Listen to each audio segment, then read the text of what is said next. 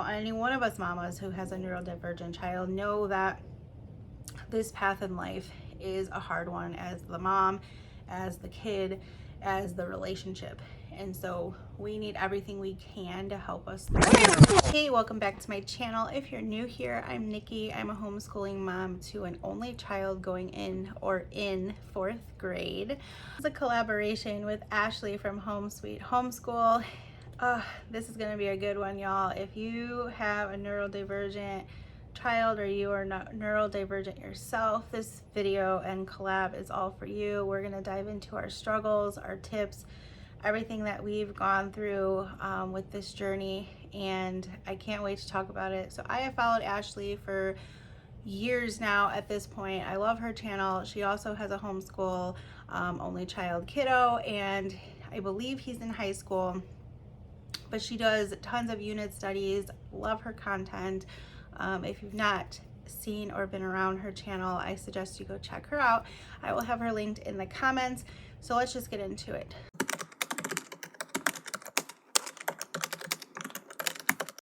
So my daughter was diagnosed with ADHD a few months ago now, but I have kind of been thinking that she has had ADHD for a while now, and getting that diagnosis really didn't change anything. It just kind of validated and answered some lingering questions that we have had, that we have been working with her psych on for some time. So I'm trying to think of things in our homeschool that has been affected by this, and it really didn't come to a head until this past year in our 3rd grade year, because I switched everything up. Now, if you are aware, a lot of neurodivergent children have trouble transitioning, change, and things like that tend to not go as well as you anticipate them. So because at the time I was not as educated about it, I pushed and pushed and pushed and really just thought she was fighting me, and it was more of an emotional thing than it was than anything. But I honestly think it was all related to her ADHD. I have noticed big improvements so far as we have gone the medication route, and it has helped wonderfully. I know that's not for everyone, but we were at a point where she had 0 regulation left in her body. So we had to take some action to help her have a better quality of life, because it was affecting her day to day. Now, these are some of the things that I can say have helped our thought process as I went into planning or replanning our upcoming year, our 4th grade year. So one thing I've noticed is that we have to take frequent breaks. We were typically the type of people that sat down here, nailed everything to get it done so that we didn't have to take a break. But I'm finding that if we just take a small break from things, it tends to help the flow a little bit better, and she's not overwhelmed by the amount of things. And I mean, this could be just as simple as going up and getting a drink of water. It's that tiny little breaks. Also, because she has issues with overstimulation, we have had to limit our screen time. We sort of did that before, but now we are retraining our thoughts behind it, and we're using different words to get her to understand.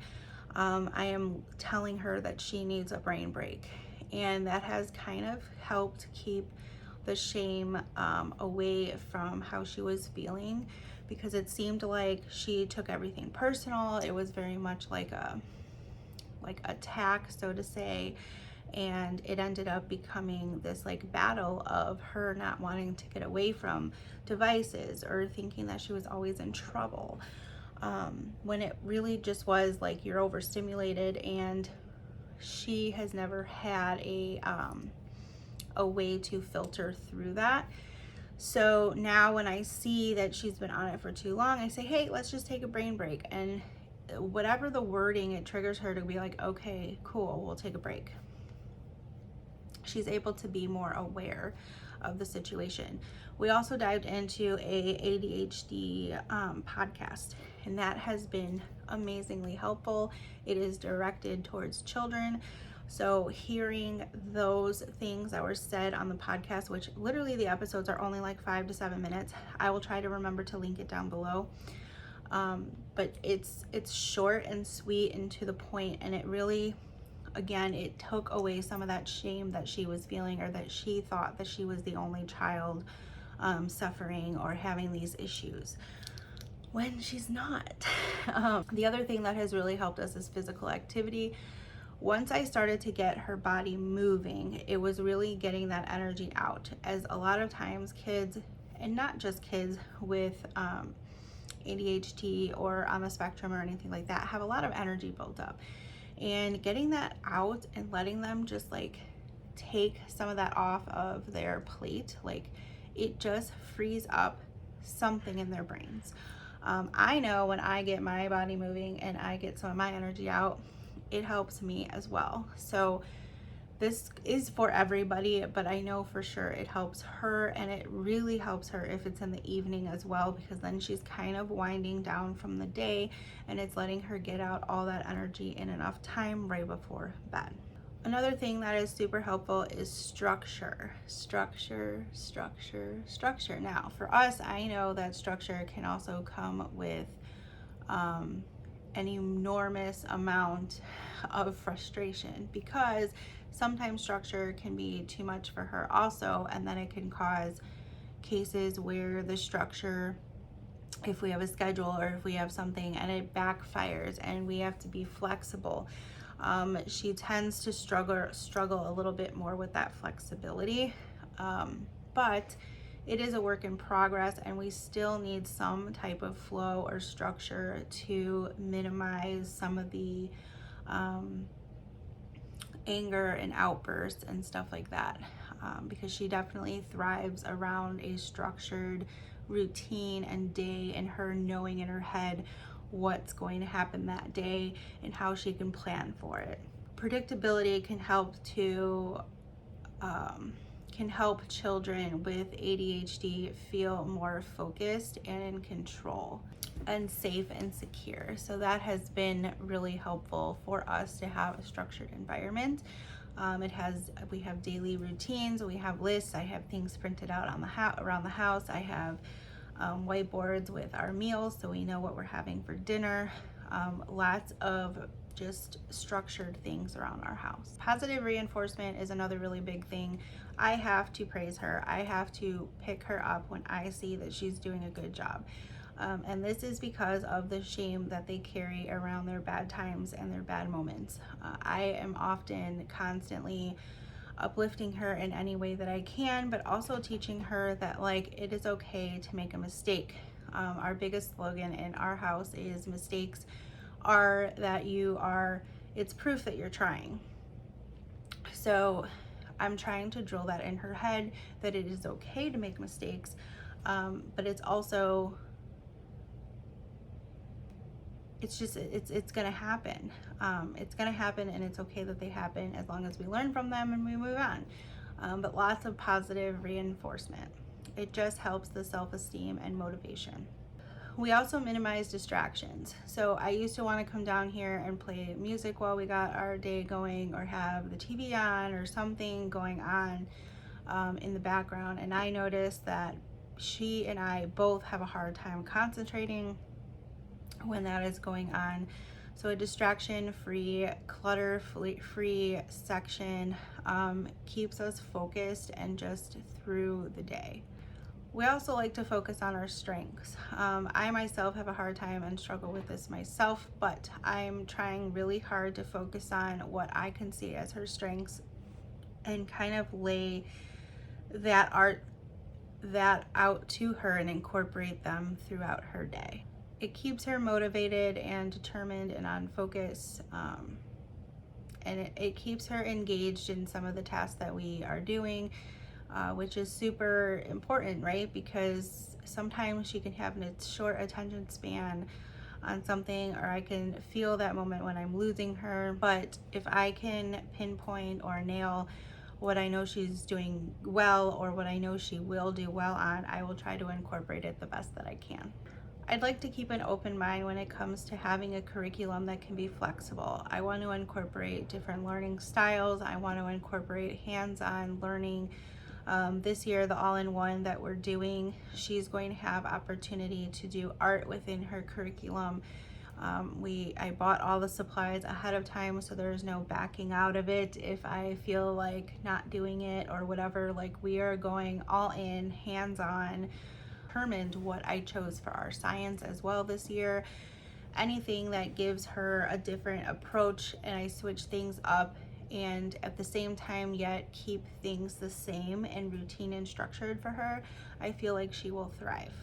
I talked a little bit about this when I mentioned that in our structured environment that we have things all over the house, but it really comes down to using our homeschool planner as well. I print out a checklist for her. It keeps her on track, but having these organizational tools is a big must. Our chore chart, like now she's totally fine with doing chores and loves to check off the boxes. It's like verbally, if I were to tell her those things, she would forget or stumble or literally forget a minute after I told her. And so having them written down is just so much easier for her to acknowledge and take a look at and go, I gotta do this, and then I can check it off and then I'm done.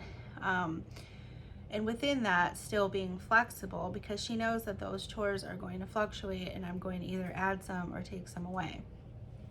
And that these aren't things just to earn money from, but they're also things to just partake as being a person living in our house. Lastly, I can't stress enough to don't hesitate to seek professional support. I have had this professional support in place for her since she was about 4 or 5 years old. It was probably the year that we started, I want to say her like middle of her kindergarten year, we started therapy, and from there we noticed the anxiety. We didn't notice the ADHD presenting at that time, but we noticed the anxiety, and so at that time it was debilitating in her life, and so we have not stopped with the support there. She has been going to therapy. She has gone to an OT therapist for a brief amount of time, and she's still in like a talk therapy on a regular basis. We do also have our psych who manages her medications, and that he has been a godsend and just a wonderful person to work with so much knowledge and not just like pushing medication at us. He actually had suggested and offered like a year ago, and I was like, no, I'm like, I don't think that's what it is. Like, I'm not sure I want to go that route. And he waited on my timeline until things were just completely unmanageable for me to pull that button and be like, okay, we need help. They are there for you for a reason, and if you have one that you just don't feel confident with or safe with, there are a million of them out there. Like, try to find one that fits the best for you and your child, but don't be afraid to seek support, because that is what it's there for. And any one of us mamas who has a neurodivergent child know that this path in life is a hard one, as the mom, as the kid, as the relationship. And so we need everything we can to help us through it, including getting help for ourselves. I'm going through therapy myself to, continue to be a better mom for her, because I know that I can lose my cool or I can lose my patience, and any one of these kiddos or that have a neurodivergent kiddo know that they need our calm the most, and we have to be able to recognize and see some of their patterns and how to stop it before it happens. When they're getting ready to have a blowout or a tantrum or whatever, we have to be by their side as their support until they are able to do those things on their own and recognize it within themselves. So don't hesitate to seek out professional help, as it has helped me and my family tremendously. So those are just some of the things that I have noticed. I am constantly working every day to find ways to help her through our day and how we're going to come down here and do school. I'm trying to really make it a structure. I'm really trying to plan and just make sure everything is laid out for her and she has a good idea of what we're going to be doing and that it's not too much, and really letting her enjoy and pick the things that she's truly interested in doing and following through. Because, you know, there's a lot of struggles. And I know if you're watching this and you're a neurodivergent family, I know you have those struggles too. And sometimes they're not talked about enough.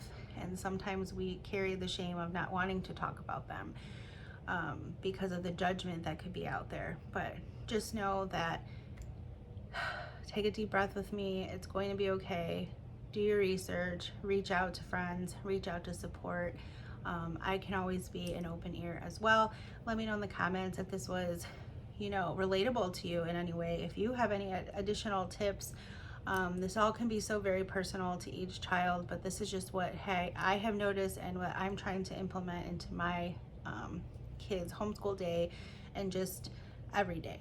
Let me know, have you been through a struggle period, or have you thought that homeschooling, you know, might not be right? Because it has made me question whether or not I should continue to homeschool, but we're staying on the path that I feel was meant for us. So thanks so much to Ashley for collabing with me on this video, and I can't wait to hear all of her thoughts and everything she has to say.